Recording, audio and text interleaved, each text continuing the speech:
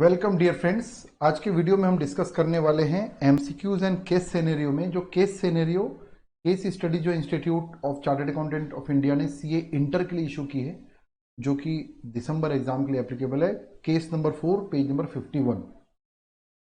So friends, इसमें देखिए line to line पहले डिस्कस कर लेते हैं, प्रोविजंस पे अपन बात कर लेते हैं। आप अपनी स्टडी मटेरियल के बेस पर आप उसको चेक करते जाइए और कुछ आसपास के भी प्रोविजन होंगे तो मैं आपको रिकॉल कराऊंगा। मतलब अपना पर्पस यहाँ पर थोड़ा सा नॉलेज गेन भी रहेगा उसको सॉल्व करने के साथ साथ।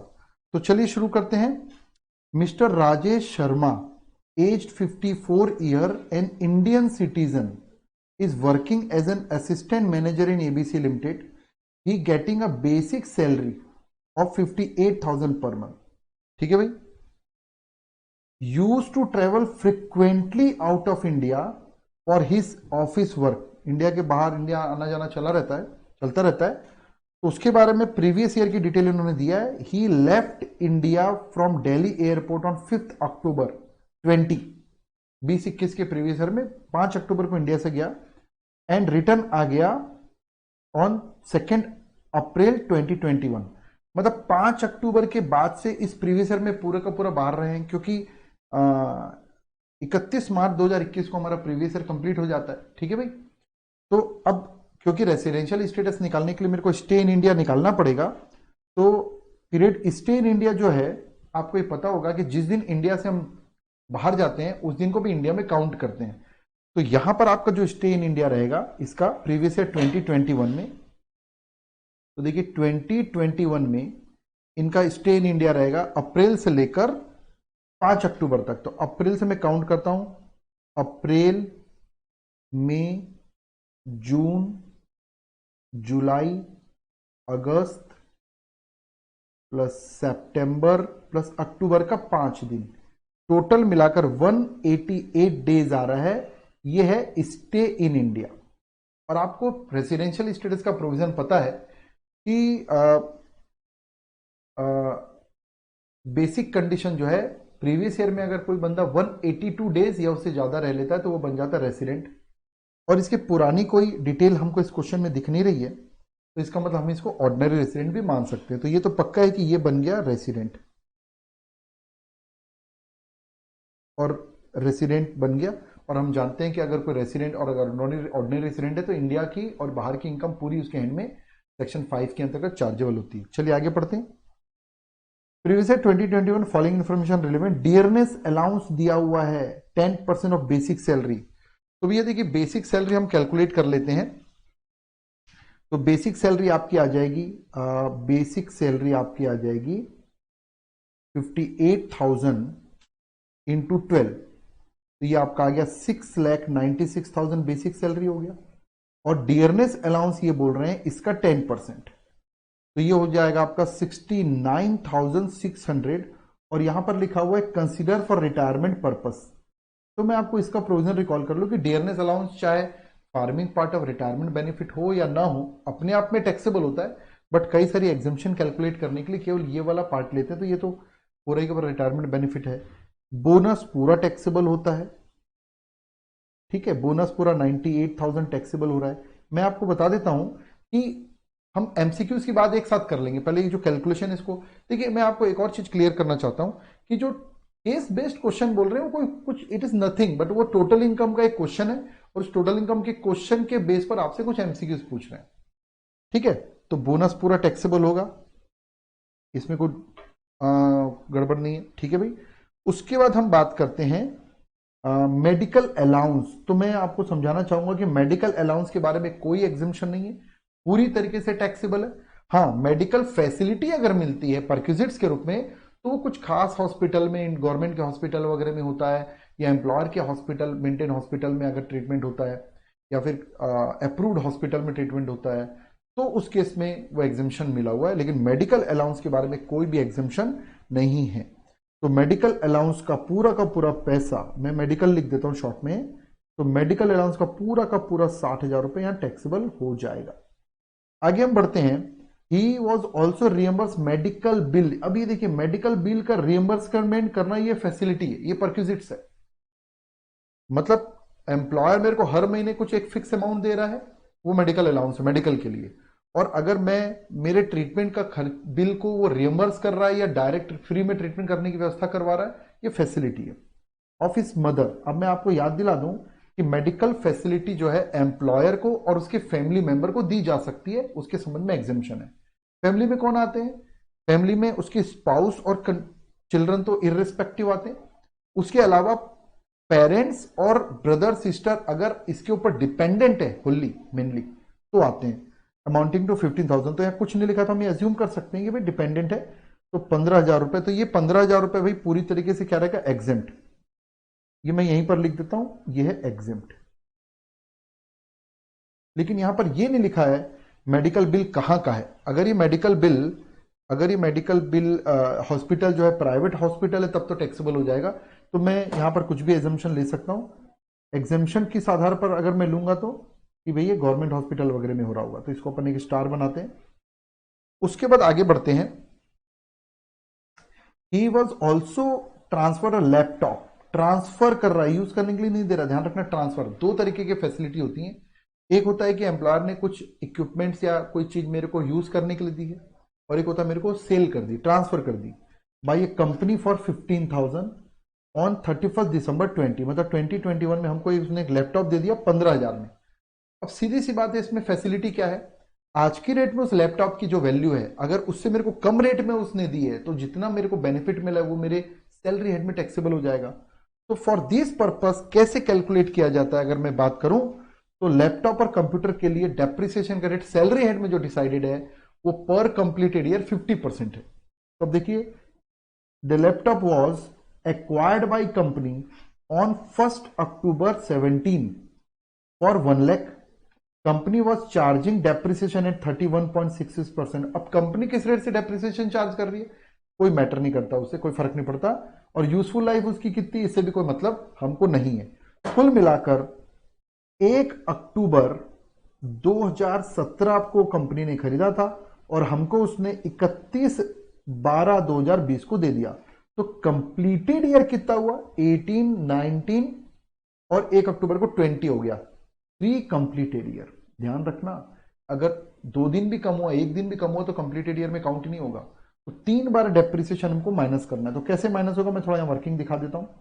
50% WDV मेथड पे, रिड्यूसिंग बैलेंस मेथड पे माइनस होगा। फिर आज की वैल्यू हम निकालेंगे। तो 1 लाख रुपए का लैपटॉप था उनका, तो 1 लाख रुपीज 1 लाख रुपीज 1 लाख, यहीं पर लिख लेता हूं मैं, वर्किंग लैपटॉप कॉस्ट है इसकी 1 लाख माइनस डेप्रिसिएशन 50% के हिसाब से आपका 50,000 हो गया पहले साल का, पहले कंप्लीटेड ईयर का 50,000 बचा। फिर सेकेंड ईयर का डेप्रिसिएशन 50% फिर माइनस करेंगे, 25,000 माइनस हो जाएगा, फिर 25,000 बचा। और फिर थर्ड कंप्लीटेड ईयर का 50% माइनस करेंगे तो 12,500 बचा। तो 12,500 रुपए उसकी वैल्यू है और हमको कितने में ट्रांसफर किया उसने? 15,000 में। तो हमको कोई फैसिलिटी नहीं मिली। अगर 12,500 रुपए की आज की वैल्यू है, WDV बोल लीजिए, अगर वो हमको 10,000 में ट्रांसफर करता तो 2,500 का बेनिफिट होता। यहां तो हमको कोई बेनिफिट नहीं हुआ, तो ये जो ट्रांसफर किया इसमें वैल्यू ऑफ परक्यूजिट्स क्या हो गई? नील। ट्रांसफर हमको किया इसने 15,000 में, बल्कि बेनिफिट तो उसको मिला है, हमको थोड़ी मिला है। पॉइंट समझ में आ रहा है? तो यहां पर लैपटॉप के लिए कोई भी परक्यूजिट चार्जेबल नहीं हो रहा है। He was also reimburse salary of house servant for 4,000। तो ये तो सीधा सीधा है, हमारे सर्वेंट को वो हमारे सर्वेंट का हमारी लाइबिलिटी वो पेमेंट कर रहा है। तो as per section 17(2)(4 it will be chargeable in case of all employ. तो 4,000 रुपए पर मंथ है। तो यहां पर सर्वेंट की फैसिलिटी के रूप में 4,000 के 48,000 यहां पर क्या हो जाएगा? चार्जेबल। 48,000 यहां पर चार्जेबल हो जाएगा। ठीक है भाई। उसके बाद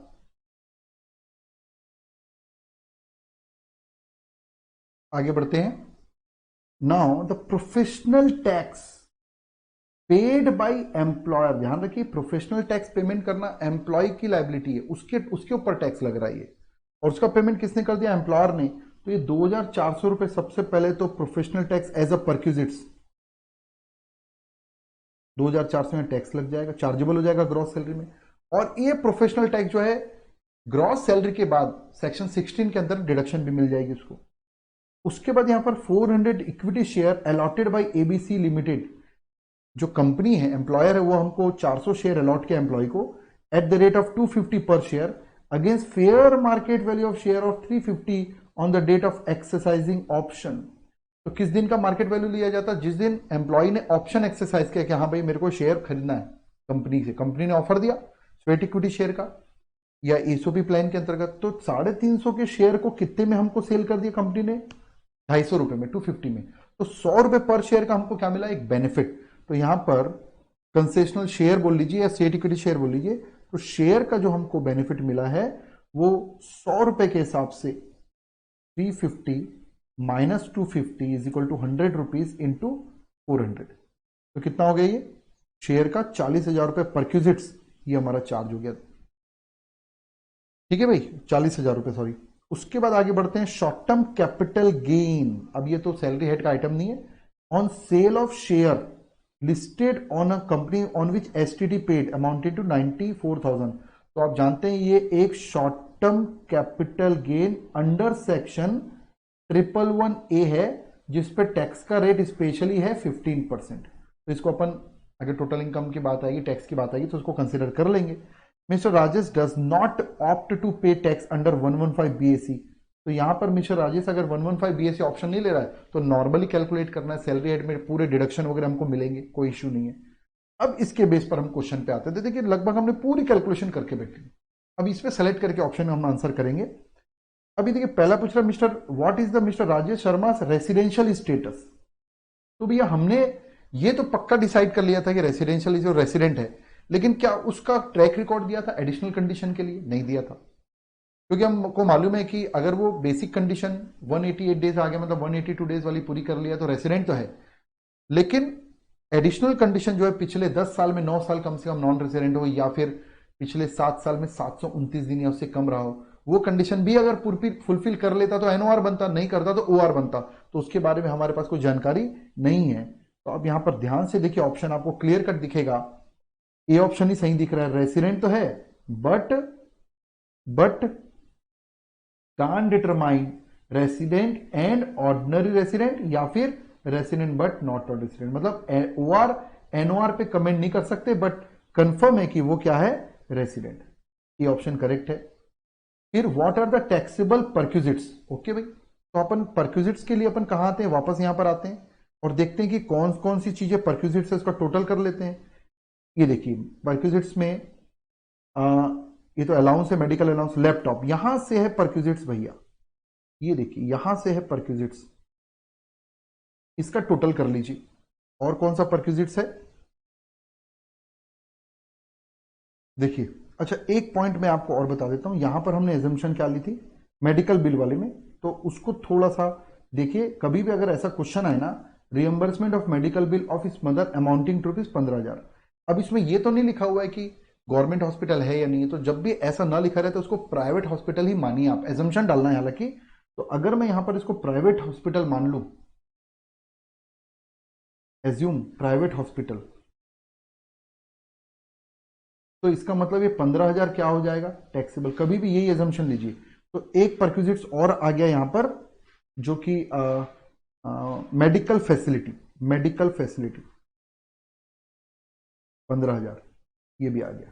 तो अब इनको आप जोड़ लीजिए यहां से यहां तक, तो ये टोटल मिलाकर आपका हो गया 1,05,400 रुपए।